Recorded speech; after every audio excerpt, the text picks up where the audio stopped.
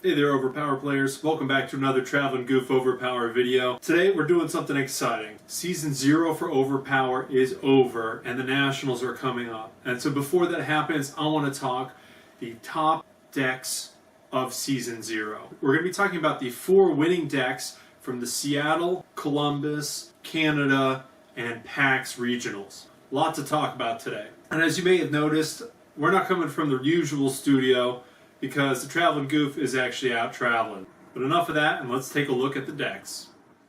The first OverPower Regional was held in Seattle, Washington this past July. And the winner of that started a brand new meta which set the tone for the entire regional season. And that player was the late Phil Miller. This overpower genius and really kind man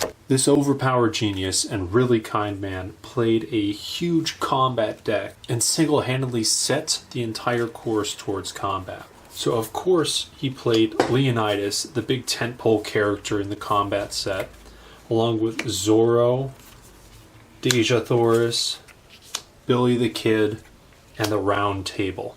Now this deck was absolutely brilliant because we've got the dual 8s, which was a staple of all the old Legacy play, and makes sure that you're going to be packing a punch even if you lose a character. But there's more to it than that.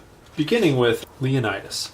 He packs the amazing 300, which is an 8 combat attack or defense, which means that not only are you able to throw your 8 power cards, but you've got this to watch out for as well. So huge amount of venture. Then, to top it off, you've got this recurring 6 brute force that's just going to keep coming back if you block it. And if you don't, you can't play specials from that character for the remainder of battle. So that's a brutal move. And then, probably the most important card that Leonidas has is Give Them Nothing, which is a full team defense for the Grim Reaper. This type of card, featured both on Leonidas and upcoming on Deja Thoris, seems to have set the second sub-meta, which is Reaper Defense. So many of the winning decks have been built caching a card away to protect from the Reaper based off of how strong it is. There was talk that it even should be a Cataclysm or be banned based on its strength. Zorro helped put up a few numbers with his 7s, but realistically, what people ran him for was his 5/2 multi, which is a strong spectrum threat as an offsuit in this deck, or it can be used to defend his teammates. Finally, the frontline Deja Thoris had another one of those team defenses like Leonidas has, which is indispensable. But then, here's the real gas of the deck, draw 3 cards. That means all this venture kept getting played out and hitting your opponents, and then as soon as it was running low, you get the refill. Topping this off, his reserve character Billy the Kid had his I'll Make You Famous, which throws another half multi from reserve in this case. So you can see the pressure that this deck generated. And because most of the combat characters in this set synergize so well, if you take a look at just this grid, we've got, for the most part, really low energy values, and then medium 4s and 5s and brute force and intelligence. And that runs pretty much throughout the set, regardless of the characters you pick in combat. So matching grids, strong venture, team defense, Reaper defense, well, it made combat a real strong suit for this OverPower season. And this deck just pushed its way past all others. It was an amazing deck, and we're sorry to see its designer leave us so soon.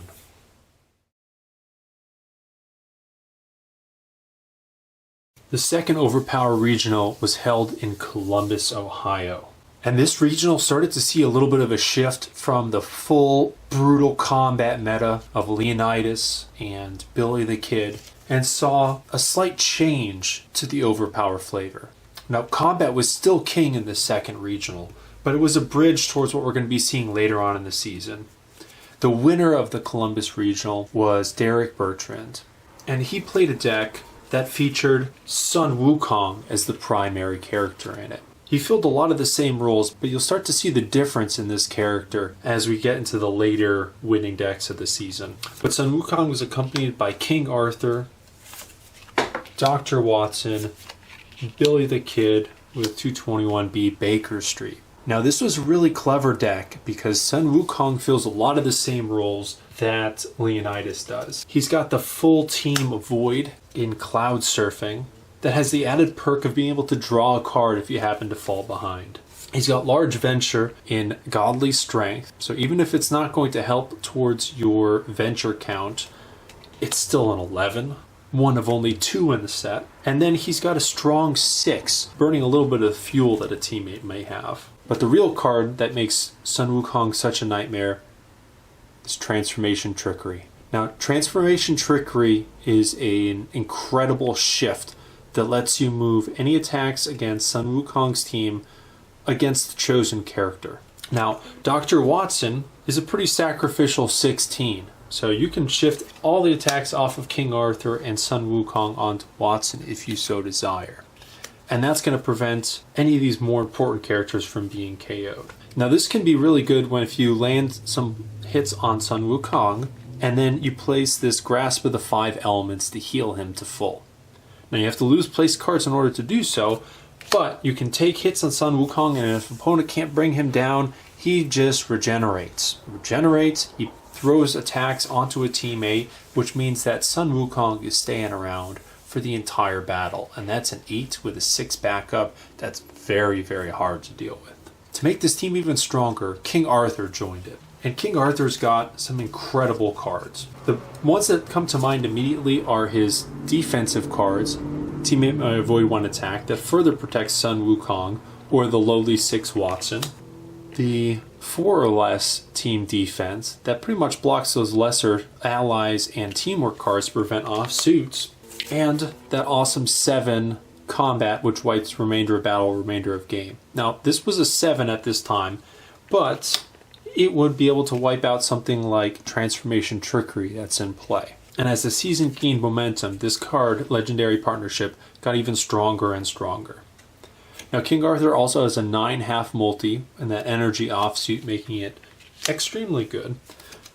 And then he's got Heavy is the Head, which lets him bring back any special card from the dead pile that is not a 1 per deck and play it immediately. Note the shield icon, meaning that if you need a defensive card, you can pull that up as well, or you can use it as another attack, making King Arthur extremely versatile. Dr. Watson is an interesting choice because he has another shift to complement Sun Wukong's shift. And that allows you to move any attack made to an ally onto him. And if he lets it hit, he gets to draw a card. That's excellent. Now, another fun card that Dr. Watson had was a 6 intelligence that revealed hands. Now, that paired extremely well with Baker Street because as soon as you play it, everyone gets to show everyone everything, and then you get to discard 1 card of your choice, making that 6 offsuit even stronger. And then, of course, you have Billy the Kid in reserve with his 5 half multi sniping shots, means that you have this really strong combat team that also has the beginnings of shifts between Sun Wukong and Dr. Watson.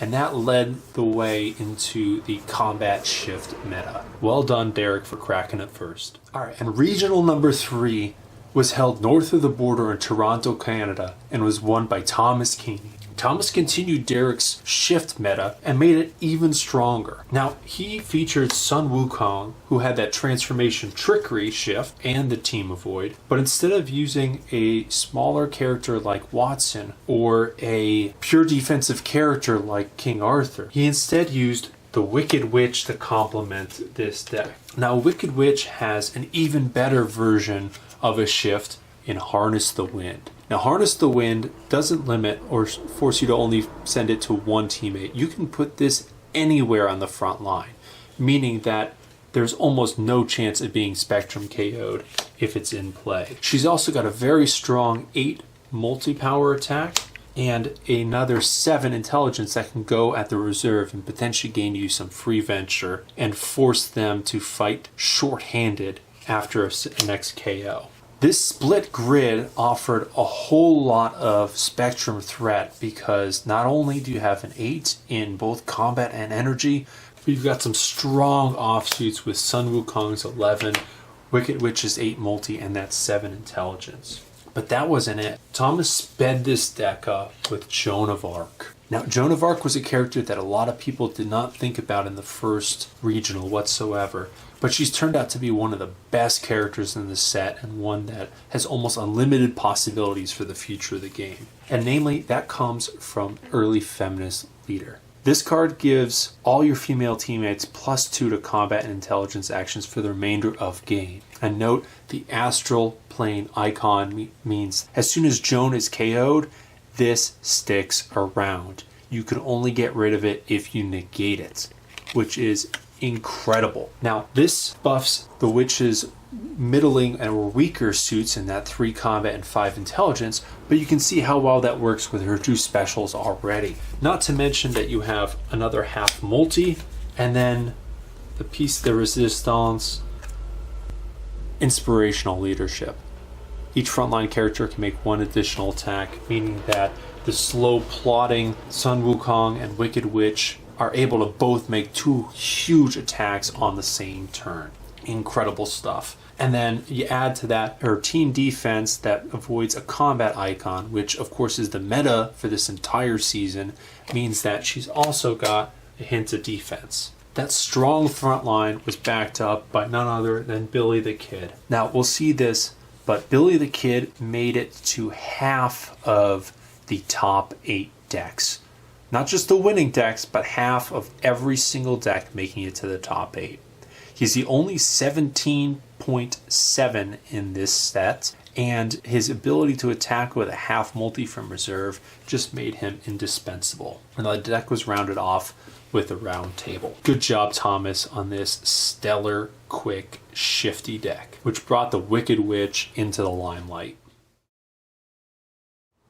The final victor of the OverPower Season 0 was Ricky Saucetta, who took down the PAX Philadelphia Regional. Ricky continued the style of the previous decks that had the strong combat core and shift mechanics, but he added another flavor to this deck as well. Ricky ran the Sun Wukong Wicked Witch duo that cored Thomas's deck, but instead of opting for speed or for combat power, he split it up and instead used the shift from Watson to have a triple frontline shift, and then supplemented it with Carson of Venus in the back with 221 Baker Street. Now this deck added a third avenue of pressure because not only was Dr. Watson, Wicked Witch, and Sun Wukong shifting, but you have Dr. Watson being able to reveal cards and attack the opponent's hand right away.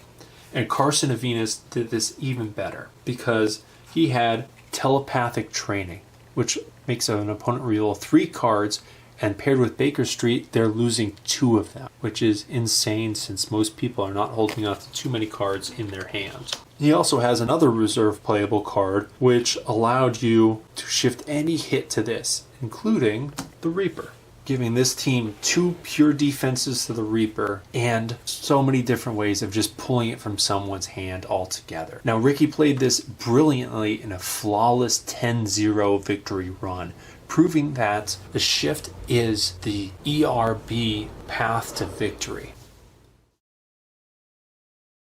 And there you have it, the 4 winning decks of all 4 regionals in OverPower Season 0. You notice how we started off with a pure combat build. Phil Miller was able to strong arm opponent's decks out of the way with huge venture hits, Reaper defense, and card draw. Now the meta started to shift in the second regional when Derek introduced shifting mechanics into a combat deck. He still had some of the basic elements of team defense and strong attacks, but the shift and the Baker Street pairing introduced a new element to the game. Now, in the third regional, Thomas kept that shift towards shift going, but he added speed, poured the gasoline on the fire so that you couldn't deal enough damage to him to KO his characters before. He just lit you up. And then finally, Ricky perfected the whole meta when he built an entire shift deck that used 221B Baker Street offensively as well. So as we think about this coming up on the regionals,